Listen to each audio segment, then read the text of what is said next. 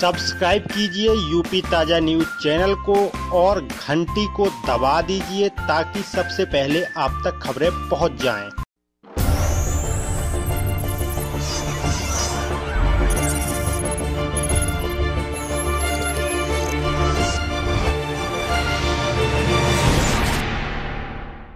ऐसे परम पूज्य स्वामी ब्रह्मानंद जी महाराज के श्री चरणों में श्रद्धा के सुमन अर्पित करते हुए सत नमन करता हूं।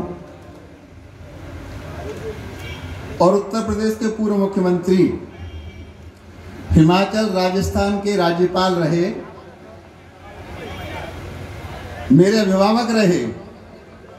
कभी वो मेरे गुरु होते थे, कभी मैं उनका गुरु होता था। वो मुख्यमंत्री होते थे, कभी मैं मिनी मुख्यमंत्री होता था, कभी मैं सुपर मुख्यमंत्री होता था। और जो काम कहीं अटका होता था आपके मध्य में आके किया करता था। और मैं आज जो कुछ हूँ, जितना बड़ा हूँ, राजनीति में माननीय कल्याण सिंह कारण हूँ, इसलिए उनके प्रति भी श्रद्धा के सुमन अर्पित करके प्रणाम करता हूँ। और लव कुश के साथ राम जी का युद्ध उसी धरा पर हुआ था और सूर्यकांत त्रिपाठी निराला उसी जमी में पैदा हुए थे। मैं ऐसी परम पवित्र धरती से आता हूं, उस धरती को भी यहां से मैं नमन करता हूं। परंतु मैं आपसे एक निवेदन करना चाहता हूं। ये हमें आजादी ऐसे ही नहीं मिल गई। अंग्रेज इतने सीधे साधे भोले भाले नहीं थे। हमने कहा भारत छोड़ो और हमें आजादी हमारी झोली में डाल के चले गए। मैं कहा करता हूं, लहू के भाव से खरीदी थी हमने आजादी। सुभाष चंद्र बोस कहा करते थे, तुम मुझे खून दो मैं तुम्हें आजादी दूंगा। तब मैं कहता हूं, लहू के भाव से खरीदी थी हमने आजादी। अहिंसा की फिरौती नहीं है देश मेरा। चंद जाबाज लड़ाकों का हक है इस धरती पर, किसी एक के बाप की बभौती नहीं है देश मेरा। ये देश झांसी की रानी का है, ये देश रामगढ़ की रानी का है, ये देश पंडित बिस्मिल का है, ये देश अशफाक उल्लाह का है, ये देश गुलाब सिंह लोधी का है, ये देश सुभाष चंद्र का है, ये देश अशफाक उल्लाह का है। ये देश उनका है जो हंसते हंसते फांसी के फंदे पर चढ़ गए थे। उनके कारण ये देश आजाद हुआ। और आजादी के बाद लगता ही नहीं था कि देश आजाद है। पिछले 70 सालों में तो हमने गुलामी के अलावा कुछ देखा ही नहीं था, कहीं नहीं लगता था। मेरा लंबा समय हो गया राजनीति में आए हुए। मैं 6ठी बार सांसद हूं। पहली बार 91 में 10वीं लोकसभा में सांसद बना। और आपको पता नहीं होगा, कुछ लोगों को पता है, एक बार मुझे झांसी का भी टिकट मिल गया। अनुराग जी भी झांसी में आ गया, वो कार्यालय देख लिया, कुछ लोगों से मंत्रणा हो गई, लेकिन सुबह पता चला कि मेरा टिकट कट गया। तो झांसी की जगह फिर उन्नाव का मेरा टिकट हुआ। अशोक मुस्कुरा रहा है क्योंकि उसे मालूम है कहां ऐसा कुछ हुआ था।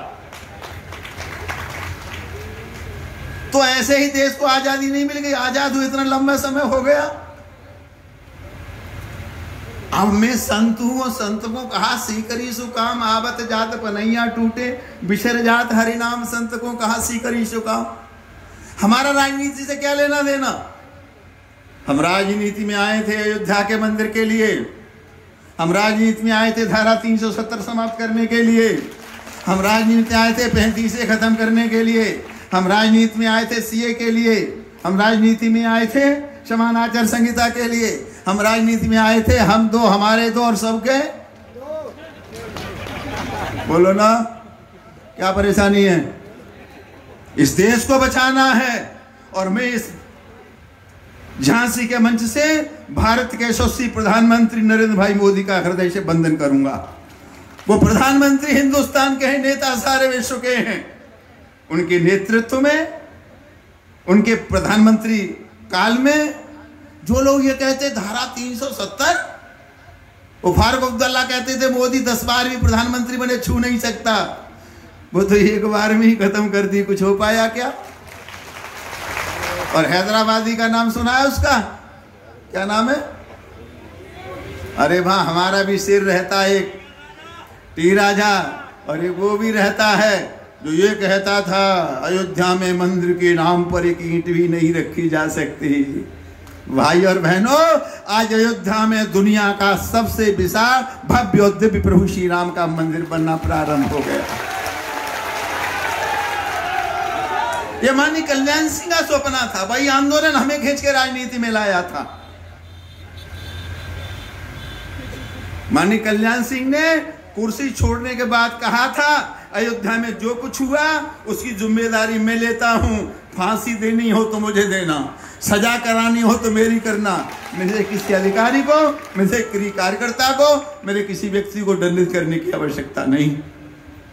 आप लोग जानते हैं, गांव से जुड़े हैं लोग, बड़ी मुश्किल से प्रधान बनते हैं। प्रधान का बस्ता छोड़ने के लिए भी तैयार नहीं होते, कोर्ट में स्टे लेने के लिए चले जाते हैं। लेकिन वंदन करूंगा माननीय कल्याण सिंह जी का। उत्तर प्रदेश जैसे देश नहीं विश्व में, उन्होंने 1 मिनट में मुख्यमंत्री की कुर्सी में लात मार दी थी। इसलिए कल्याण सिंह वंदनीय, अभिनंदनीय। सब्सक्राइब कीजिए यूपी ताजा न्यूज चैनल को और घंटी को दबा दीजिए ताकि सबसे पहले आप तक खबरें पहुंच जाएं।